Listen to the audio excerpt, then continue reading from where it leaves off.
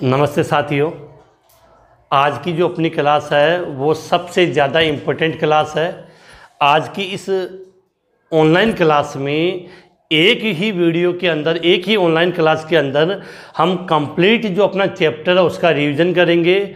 और लगभग मैं इतना कह सकता हूं कि इस चैप्टर की इस एक क्लास से ही आपका बोर्ड एग्जाम में कौन सा क्वेश्चन आएगा, किस प्रकार से आएगा और वो आसानी से आपका अटेंड हो जाएगा। तो क्लास चुके ना, और सबसे इम्पोर्टेंट लास्ट तक इस क्लास को ज़रूर अटेंड करना, जिसमें आपको बहुत सी चीज़ें अच्छी मिलेगी। तो सबसे पहले हम शुरू करते हैं आज का अपना चैप्टर नंबर 8 डी और एफ ब्लॉक। इसकी हमने पिछले 7 क्लास से अटेंड की थी, जिसमें हमने कंप्लीट इस चैप्टर को कर लिया था।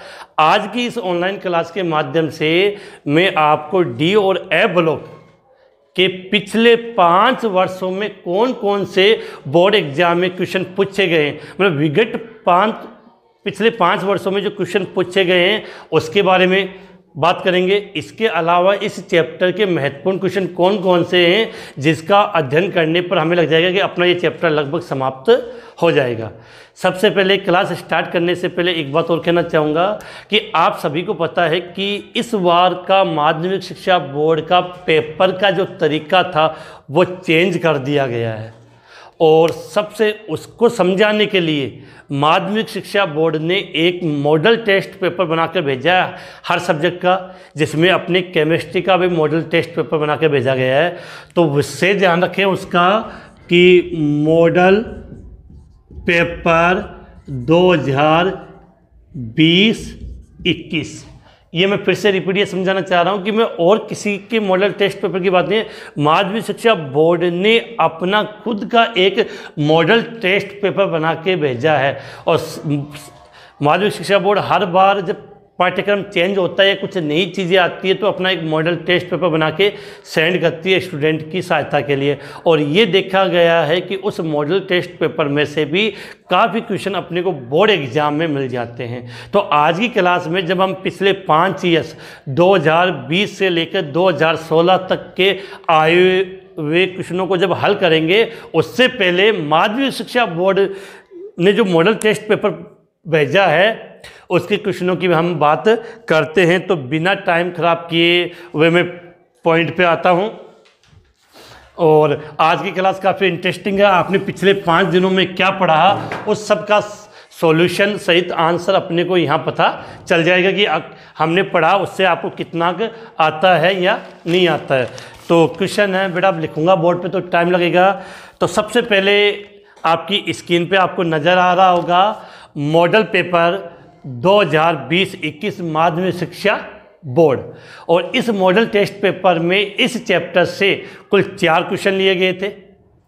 उनमें से पहला क्वेश्चन अब आपको आपकी स्क्रीन पे नज़र आ रहा होगा, जिसमें पहला क्वेश्चन, एक चीज़ और बता दूं मैं आपको कि इस बार अपनी जो एग्ज़ाम होगी उसमें बहुविकल्पीय क्वेश्चन आपकी लैंग्वेज में बोले तो ए ब स द वाले क्वेश्चन भी आएंगे और 10% आएंगे। और एक नंबर वाले भी क्वेश्चन पूछे जाएंगे, रेगिस्तान वाले। उस मॉडल टेस्ट पेपर के बारे में डिटेल से आगे हम बात कर लेंगे। उसके बाद स्क्रीन पे पहला मॉडल पेपर 2020-21 का पहला क्वेश्चन आपको आपकी स्क्रीन पे नज़र आ रहा होगा, जिसमें पहला क्वेश्चन ये पूछा गया है, ऑब्जेक्टिव टाइप क्वेश्चन है। प्रश्न नंबर 1, लैंथेनाइड श्रेणी का एक सदस्य जो +4 ऑक्सीकरण अवस्था दर्शाता है। तो इसमें आपको 4 ऑप्शन दिए गए हैं। अगर 4 ऑप्शन की बात कर लें तो नंबर 1 सीरियम, दूसरा ऑप्शन आपको दिया गया है लुटेशियम, नंबर सी यूरोपियम और नंबर डी प्रोमेथियम। तो ऑप्शन 4 दिएंगे तो आपको आंसर बताना था कि लैंथेनाइड श्रेणी के एक सदस्य जो +4 ऑक्सीकरण अवस्था दर्शाते। तो 4 ऑप्शन मैंने आपके यहाँ लिख दिए हैं। अब डायरेक्ट आंसर बताने से पहले हम कुछ चीज़ें इसको पढ़ लेते हैं। देखो, लैंथेनाइड श्रेणी का जब मैंने आपको पढ़ाया था, बिल्कुल एक बात बताई थी कि लैंथेनाइड श्रेणी के लिए आपको याद रखनी थी कि इसकी सामान्य ऑक्सीकरण अवस्था क्या होती है, +3। फिर मैंने आपको एक विशेष बात बताई थी कि कुछ तत्व होते हैं वो +2 भी दर्शाते हैं और कुछ तत्व +4 भी। सामान्य +3 था, तो +2 में +4 में अगर आपको याद हो तो एक तो हमने लिखा था सीरियम और एक हमने लिखा था टर्बियम Tb। इसके अलावा +2 की बात करें तो एक तो हमने इसका लिखा था यूरेथियम और एक लिखा था हमने इटबियम। तो ये तत्व +2 दर्शाते हैं, ये तत्व +4। केवल अपना मकसद यही नहीं है कि ये केवल क्वेश्चन, इसके आसपास के भी सब क्वेश्चन हम हल कर ले, जिससे अपना एक चैप्टर अच्छे तरीके से कंप्लीट हो जाए। तो अब आप कुछ समझ गए कि +4 वाला तत्व कौन सा, सीरियम और टर्बेलियम। तो अब ऑप्शन में देख लो, तो ऑप्शन में आपको साफ समझ में आ रहा है सीरियम लिखा हुआ है। तो जो क्वेश्चन आपका पूछा गया है कि पहला क्वेश्चन लेंथेनाइज श्रेणी का एक सदस्य है जो +4 ऑक्सीकरण अंक दर्शाता है, तो इसका आंसर क्या हो जाएगा? Question answer A cerium.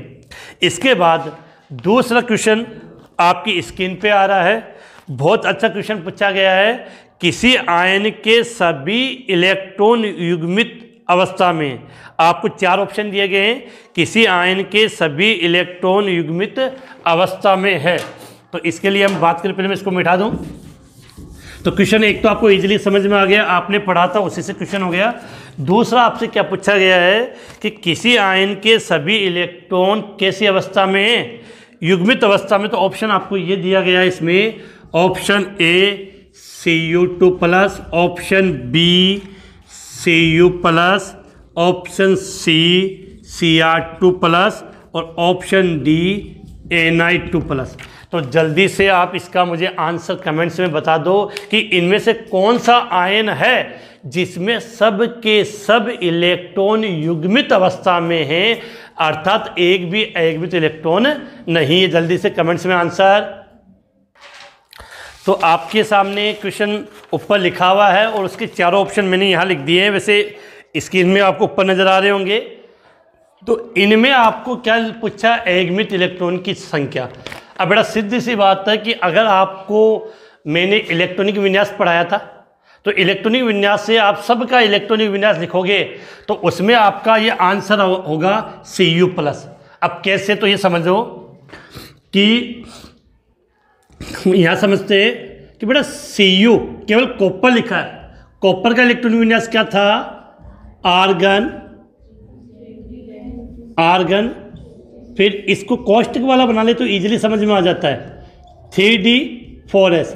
हमने पढ़ा था कि कॉपर का जब आप इलेक्ट्रॉनिक विन्यास लिखोगे, कॉपर का जब इलेक्ट्रॉनिक विन्यास लिखोगे तो S में कितना आता है? 1, फिर देखो 18, 1, 19, 20, 21, 22, 23, 24, 25, 26, 27, 28, 29।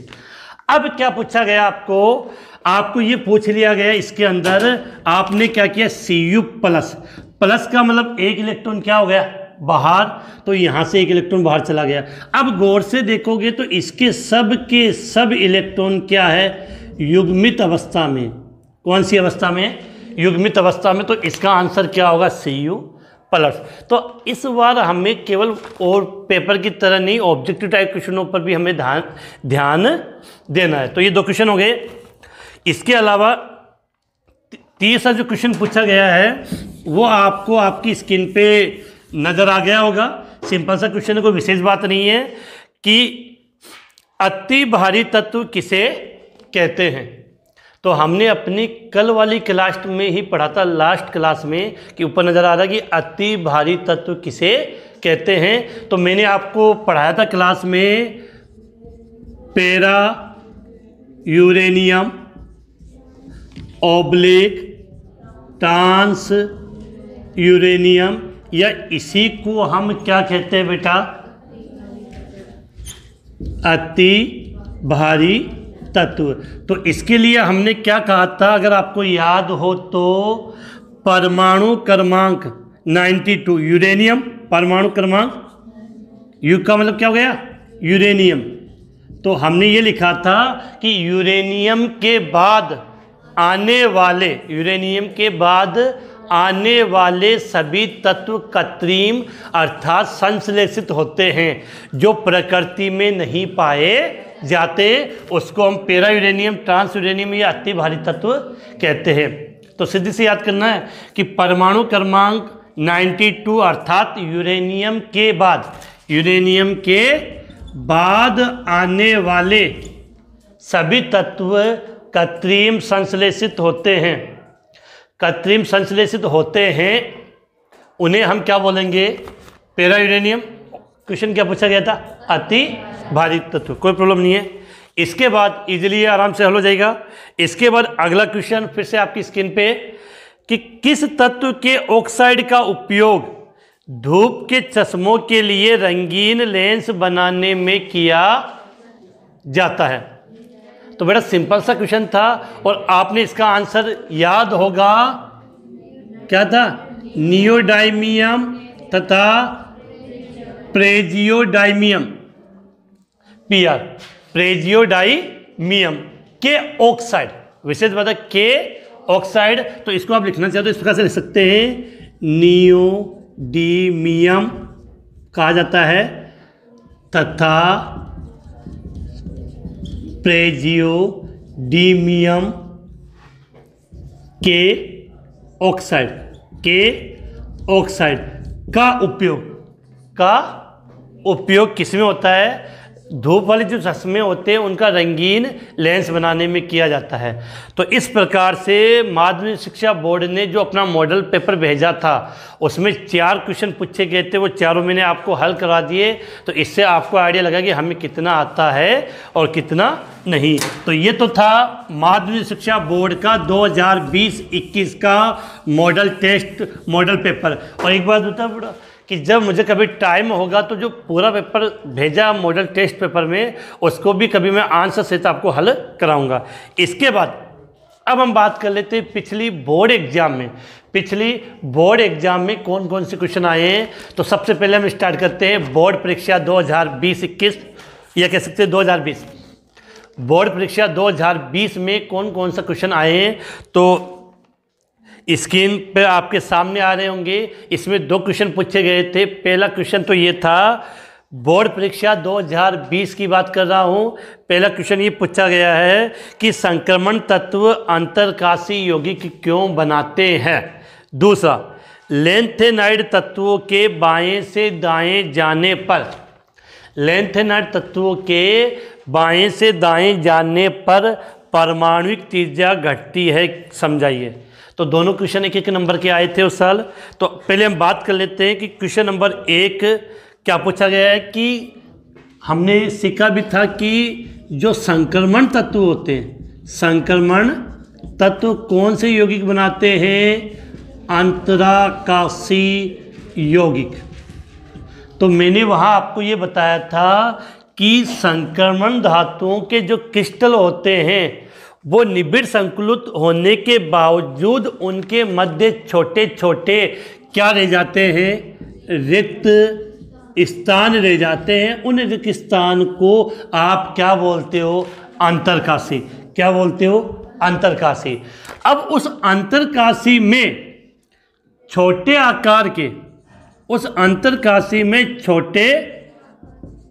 आकार के अधातु परमाणु, छोटे आकार के अधातु परमाणु, जैसे आपका हाइड्रोजन हो गया, बोरोन हो गया, कार्बन हो गया, नाइट्रोजन हो गया, ये आके उनसे जुड़ जाते हैं। ऐसे यौगिक को क्या बोलते हैं? अंतरकाशी यौगिक। तो आप ये कहोगे कि इसका आंसर लिखना है तो हम ये कह सकते हैं कि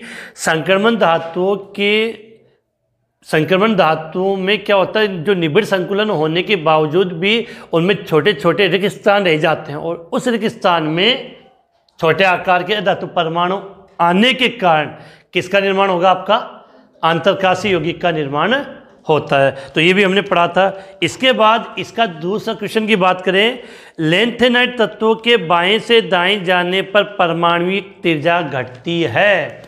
तो हमने ये पढ़ा था, lanthanum, cerium, praseodymium, neodymium, promethium, samarium, europium, ऐसे चलते जाओगे तो लास्ट में क्या आएगा?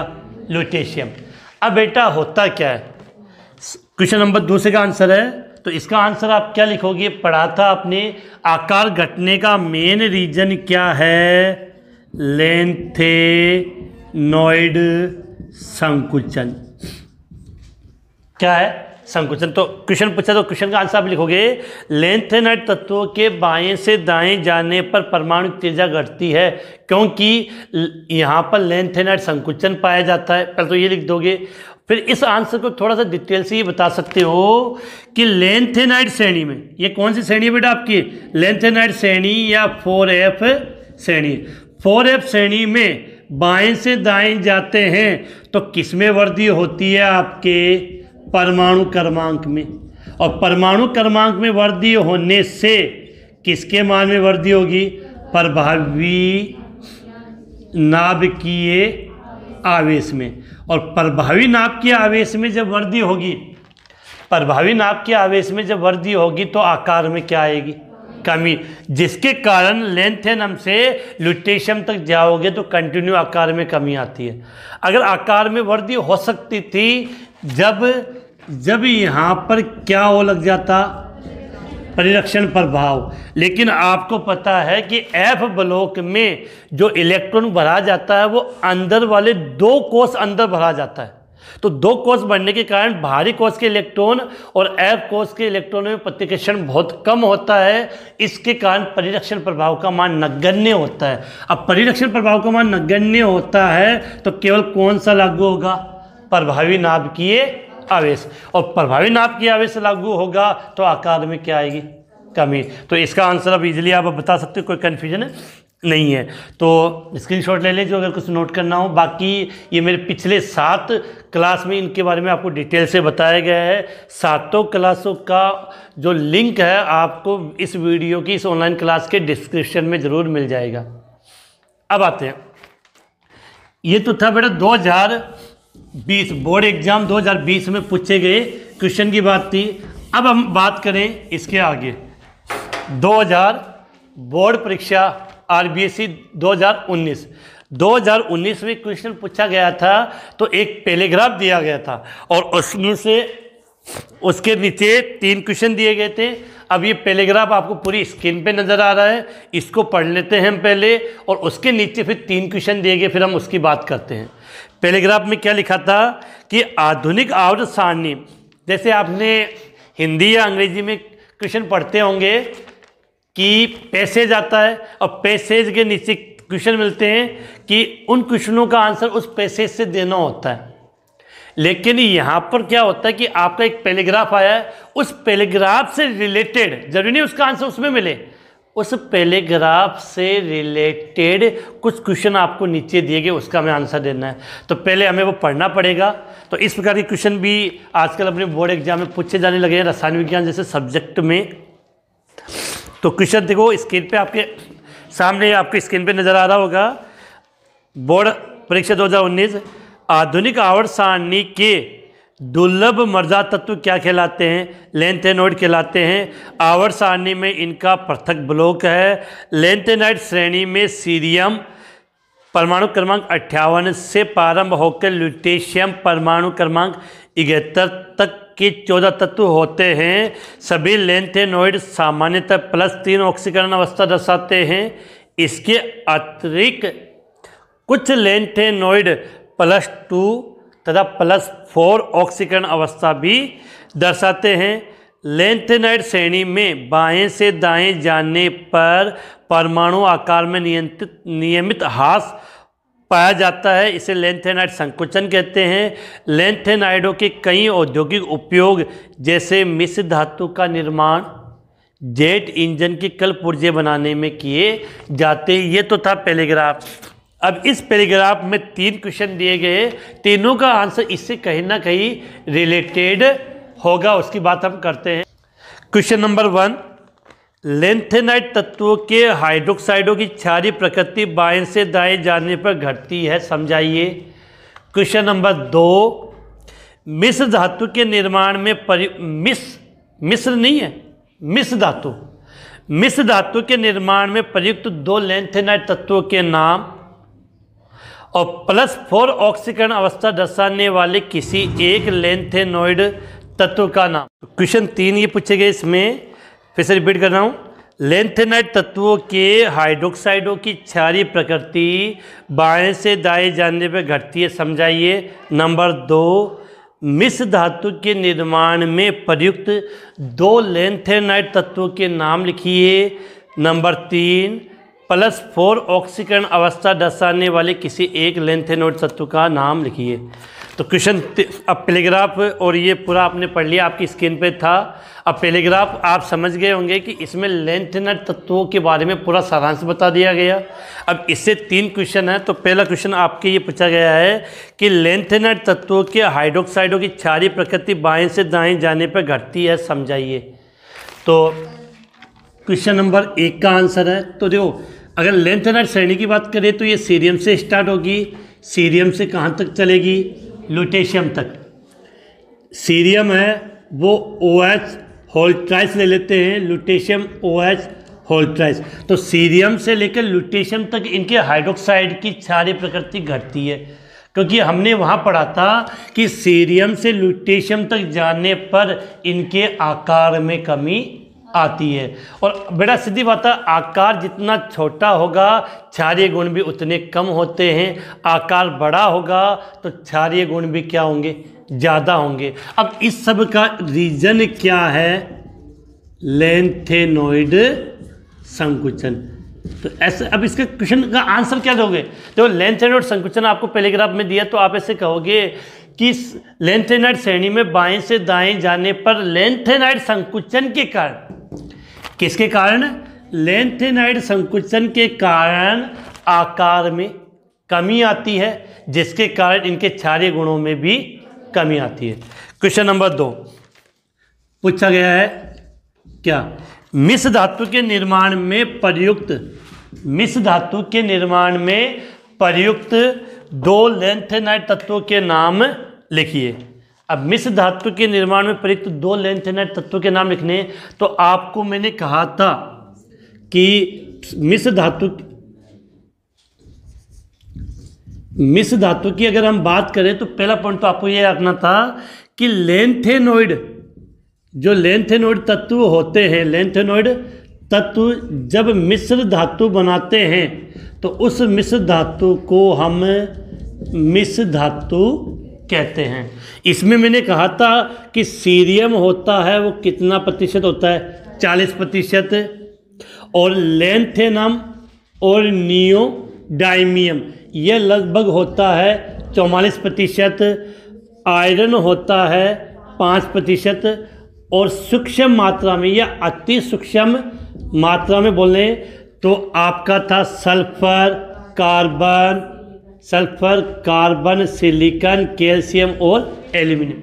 अब देखो ये तो हो गई आपकी मिश्र धातु। अब विशेष देखो कि इसमें पूछा क्या गया सवाल में? लेंथेनॉइड वाले 2 तत्वों के नाम बताने।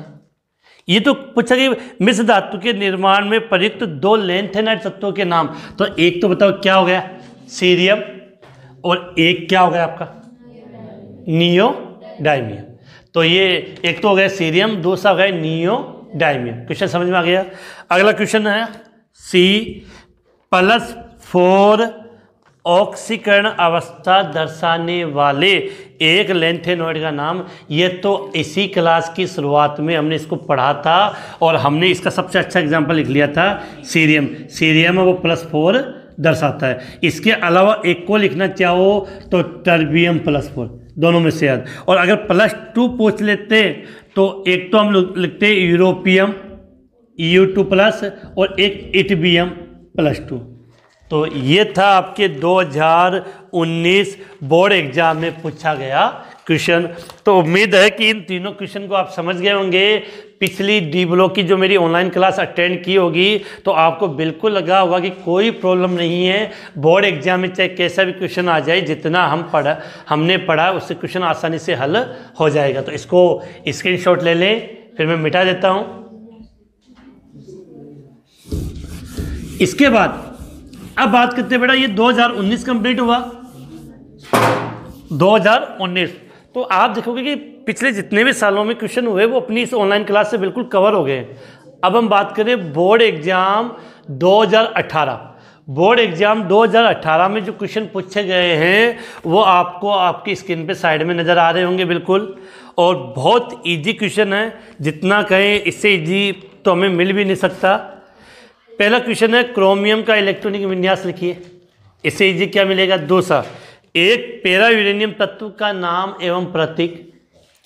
तीसरा, लैंथेनाइडो की सामान्य ऑक्सीकरण अवस्था लिखिए। नंबर तो इसमें कोई विशेष बात ही नहीं है।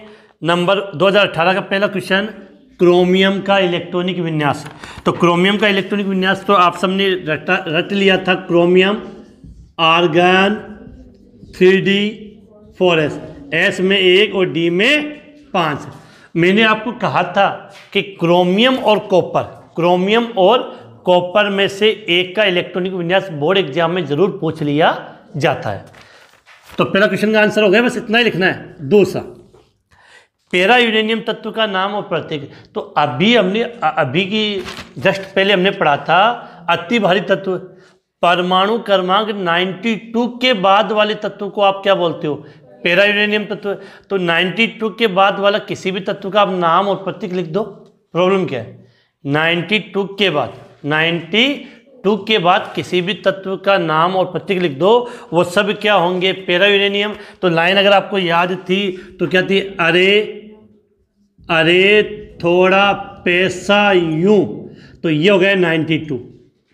अरे थोड़ा पैसा यूं, नेपाल की पुलियों से अमेरिकन कमाते हैं। नेपाल की पुलियों से अमेरिकन कमाते हैं। बेकार काफिले इस फेमस मंदिर में नौकर बन के लड़ते हैं। तो ये सब प्रतीक आ गए। अब इनमें से देखो, ये तो 92 हो गए, ये सब के सब आपके क्या है? पैरा यूरेनियम, ट्रांस यूरेनियम या अति भारी तत्व। अब जिसका नाम आपको लगे, तो सबसे सिंपल मैंने 93 पे ले लिया, एनपी को क्या बोलते हैं? नेप्टूनियम। प्रतीक एनपी, परमाणु क्रमांक भी हम लिख देते 93। पीयू प्लूटोनियम, परमाणु क्रमांक 94। अमरेशियम 95। तो इसमें से जो आपकी इच्छा है वो आप लिख सकते हो, मुझे लगता है कोई कन्फ्यूजन नहीं है। और सबसे इजी क्वेश्चन, लैंथेनाइडो की सामान्य ऑक्सीकरण अवस्था। तो अभी जस्ट हमने बात की थी बेटा, क्या होती है? +3। लैंथेनाइडो की सामान्य ऑक्सीकरण अवस्था क्या होती है? +3 होती है। तो ये थे आपके बोर्ड परीक्षा 2018 में पूछे गए क्वेश्चनों का हल। तो इतना इजी, इससे ज़्यादा इजी तो आपको मिलने से रहा। उम्मीद करते हैं इस बार अपने एग्जाम में इतने इजी सवाल आएंगे और सब के सब आप इस चैप्टर में एक भी क्वेश्चन आपका गलत नहीं होगा। स्क्रीनशॉट लें जल्दी से, फिर हम आगे बात करें। तो मिटा देता हूँ बेटा इसको।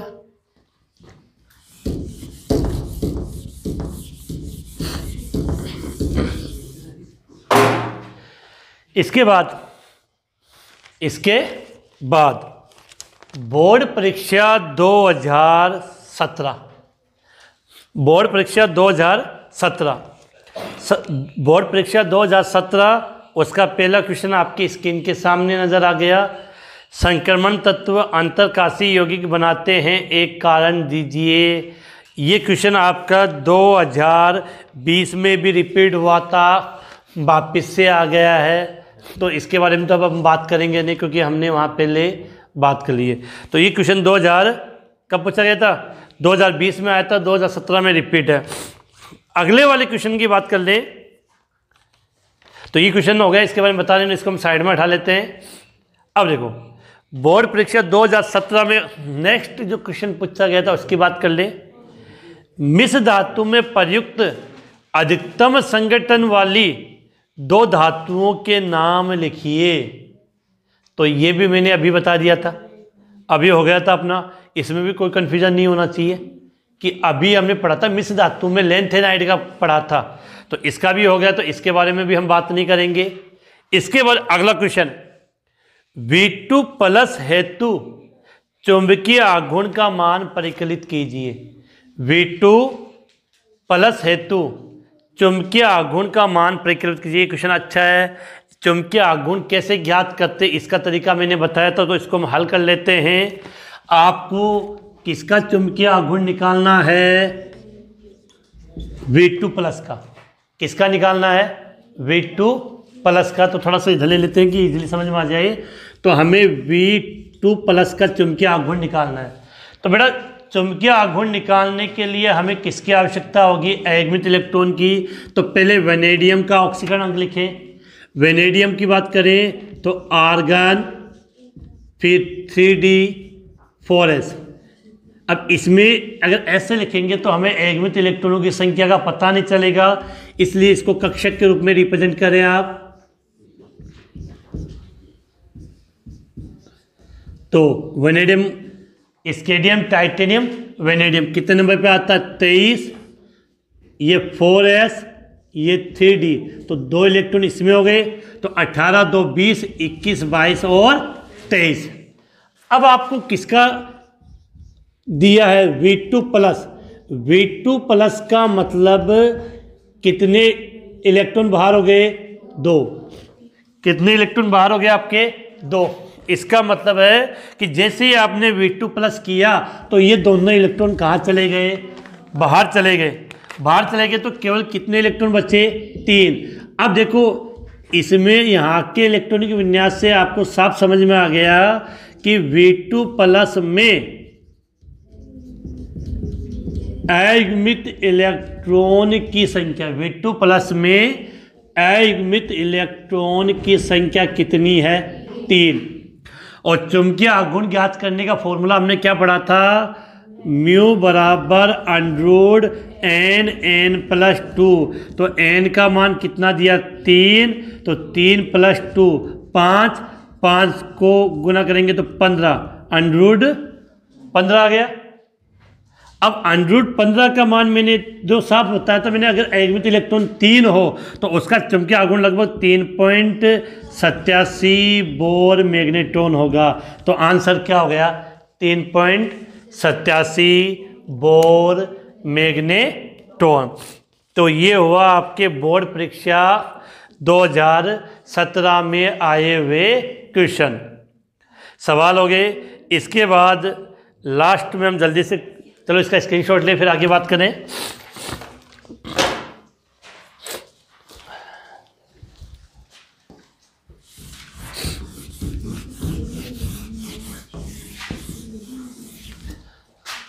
अब आगे सामने लास्ट बात कर लेते हैं। बोर्ड परीक्षा 2016। ये 2016 में बेटा एनसीईआरटी का सिलेबस था, लेकिन फिर भी इस चैप्टर में तो कोई इतना विशेष चेंजिंग नहीं है, तो सेम क्वेश्चन मिल जाते हैं। बोर्ड परीक्षा 2016 और 16 के दोनों क्वेश्चन आपको आपकी स्क्रीन पे नजर आ गए। पहला क्वेश्चन तो है, जिंक को संक्रमण तत्व क्यों नहीं माना जाता। पहला क्वेश्चन आपको ये पूछा गया है कि जिंक को संक्रमण तत्व क्यों नहीं माना जाता। तो हमने यहाँ पर पढ़ा था कि जिंक को हम संक्रमण तत्व नहीं मानते। तो क्वेश्चन इसके आंसर की बात करें, बोर्ड परीक्षा 2016 में पूछा गया क्वेश्चन था। तो हमने वहाँ बात की थी, क्वेश्चन नंबर 1 में पहले बता दूँ, जिंक, कैडमियम तथा मरकरी, इन तीनों को देखो, डी ब्लॉक के तत्वों को हम क्या बोलते हैं? संक्रमण तत्व। जब डी ब्लॉक के तत्व को संक्रमण तत्व कहेंगे तो ये तत्व भी संक्रमण तत्व होने चाहिए, लेकिन ये तत्व संक्रमण तत्व नहीं होते हैं। तो इसका रीजन आपको क्या बताना था कि जिंक, कैडमियम, मरकरी। वैसे एग्जाम में अब जिंक के लिए पूछा तो हम केवल जिंक की बात करेंगे, तो हम क्या लिखेंगे कि जिंक तत्व के, जिंक का मतलब जड़न, जिंक तत्व के परमाणु या आयन में डी कक्षक होता है, डी कक्षक पूर्ण भरा होता है। चाहो तो आप इसका इलेक्ट्रॉनिक विन्यास लिखकर भी समझा सकते हो। तो जो जिंक तत्व होगा उसका परमाणु या आयन का जो इलेक्ट्रॉनिक विन्यास होता है उसमें आपका डी कक्षक है वो पूर्ण भरा होता है। और संक्रमण तत्व की परिभाषा यह थी कि डी कक्षक है वो क्या होना चाहिए था, अपूर्ण होना चाहिए था। तो इजीली आपको समझ में आ गया। अगला क्वेश्चन की बात करें, बोर्ड परीक्षा 2016 का अगला नेक्स्ट क्वेश्चन ये था जो स्क्रीन पे आपको नजर आ रहा होगा कि प्रथम संक्रमण धातु आयनों के रंग और जटिल यौगिक बनाने की प्रवृत्ति के कारण को बताइए। क्वेश्चन अच्छा क्वेश्चन है कि प्रथम संक्रमण, अगर हम बात करें तो इसके लिए हम कह सकते हैं कि प्रथम संक्रमण धातु आयनों के रंग व जटिल यौगिक बनाने की प्रवृत्ति को समझाइए। अब यहाँ से आप एक चीज़ समझो कि दो चीज़ें कह रहा अगला। पहली बात तो यहाँ से समझो कि किसके लिए बात कर रहा है, प्रथम संक्रमण श्रेणी। प्रथम संक्रमण श्रेणी, एक तो ये कह रहा है कि प्रथम संक्रमण श्रेणी के जो आयन होते हैं वो कैसे होते, रंगीन। दूसरा, प्रथम संक्रमण श्रेणी के जो तत्व होते, परमाणु होते हैं वो क्या बनाते, संकुल यौगिक। हमें इनका कारण बताना है तो बड़ा सीधा सा कारण लिखना है। नंबर 1, इनके अंदर क्या उपस्थित होते हैं, एगमित इलेक्ट्रॉन उपस्थित होते हैं। पहला रीजन तो ये होगा कि इनमें क्या होता है, एगमित इलेक्ट्रॉन उपस्थित होते हैं। नंबर 2, ये परिवर्तनशील ऑक्सीकरण अवस्था, ये परिवर्तनशील ऑक्सीकरण अवस्था दर्शाते। तो ये दो रीजन लिख सकते हो, सिंपल सा, कोई एकदम विशेष बात नहीं है कि जो संक्रमण तत्व होते हैं वो रंगीन होने का मतलब तो इनके में क्या बच जाता है, एगमित इलेक्ट्रॉन। और संकुल आयन बनाने का भी रीजन ये है कि इनमें परिवर्तनशील ऑक्सीकरण अवस्था दर्शाते हैं और इनमें एगमित इलेक्ट्रॉन होते हैं। इसके अलावा एक चीज़ और, तो रंगीन के लिए तो ये पॉइंट हो गया और संकुल आयन के लिए तीनों पॉइंट लिख सकते हैं कि एक तीसरा पॉइंट कि इनके पास रिक्त डी कक्षक उपस्थित होते हैं, रिक्त डी कक्षक उपस्थित होते हैं। तो ये दोनों क्वेश्चनों का आंसर हो गया। अगर आपने नोट किया हो तो आपने जो पढ़ा था ऑनलाइन क्लास के माध्यम से उसमें कंप्लीट आपको आंसर मिल गए। इसका स्क्रीनशॉट लें, फिर हम आगे बात करें।